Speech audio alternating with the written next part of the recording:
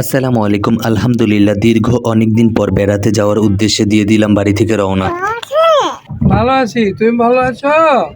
অত্যন্ত আনন্দদায়ক একটা ব্যাপার হচ্ছে যে আমি আর আমার ভাগিনা এই ট্যুরের সঙ্গী। মূলত আমি আর আমার ভাগিনা মিলে যাচ্ছি আমার ছোট মামার বাসায় বেড়াতে। ইতিমধ্যে আমার ভাগিনা হাসি মাখা মুখ নিয়ে সবাইকে টাটা দিয়ে দিল। ইতিমধ্যে আমরা যে পথটি অতিক্রম করছি সেটা হচ্ছে উন্নত মানের মসলিন শাড়ি, অর্থাৎ তাঁতের মসলিন কাপড় তৈরি সেই বিশ্বখ্যাত নোয়াপাড়া এলাকা। যাই হোক, ইতিমধ্যে আমরা রিক্সা দিয়ে যাচ্ছি হচ্ছে আমার মামার বাসায়। যেতে যেতে লক্ষ্য করলাম এর পুরো এলাকাটা একদম নীরব বা নিস্তব্ধতায় ঘেরা ছিল। সচরাচর এই রাস্তা দিয়ে চলাচল করলে অনেকটা শব্দ উপলব্ধি করা যায়, যেহেতু আশেপাশে প্রচুর পরিমাণ তাঁতের কাপড় নির্মাণ প্রতিষ্ঠানগুলো রয়েছে। পরবর্তী সময় বুঝতে পারলাম যে বিদ্যুৎ জনিত কারণে পুরোটা এলাকা জুড়ে যেন নীরবতা পালন করেছে এরকম একটা মুহূর্ত চলছিল। যাই হোক, আলহামদুলিল্লাহ, ইতিমধ্যে আমরা নোয়াপাড়া পার করলাম। আমার মামাটা মাশাআল্লাহ ঘুমিয়ে গেছে আর আমি আমার মামার বাসা চলে এলাম আলহামদুলিল্লাহ। যেহেতু পুরো এলাকাটা জুড়ে বিদ্যুৎ জনিত একটা সমস্যা ছিল, তাই তো আমি নিবেদন করলাম একটা খোলামেলা পরিবেশে পূর্ব বরাবর মুন্সিবাড়ি ছাপড়া জামে মসজিদে নামাজ আদায় করার মাধ্যমে নিজের মনের মধ্যে অন্যরকম একটা আনন্দ উপলব্ধি করছিলাম আলহামদুলিল্লাহ। এই এলাকায় যেহেতু প্রথমবারের মতন এসেছিলাম, তাই তো দেখতে দেখতে চলে এলাম অনেকটা দূর একা একা। যদিও বা ছোটবেলার অভ্যাস এটা, কোথাও যদি ঘুরতে যাই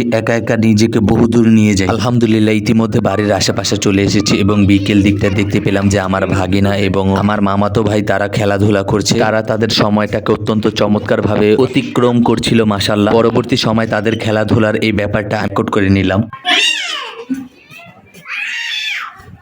কোথা থেকে যেন একটা ল্যাংটা পুলিশ এসে আমার ভাগিনাকে জাবড়ে ধরলো, আর আমার মামাতো ভাই ওই ল্যাংটা পুলিশটাকে উত্তম মাধ্যম দিল। যাই হোক, যেহেতু ওরা অনেকক্ষণ যাবৎ খেলাধুলা করছিল, এখন প্রায় সন্ধ্যা হয়ে গেছে, ডুগো ডুগো। তাই তো এই দুইটাকে ধমক মারা অবস্থায় ঘরে পাঠিয়ে দিলাম। আর সন্ধ্যার পর দুইটায় আইসা আমাকে মেলা জ্বালাচ্ছিল।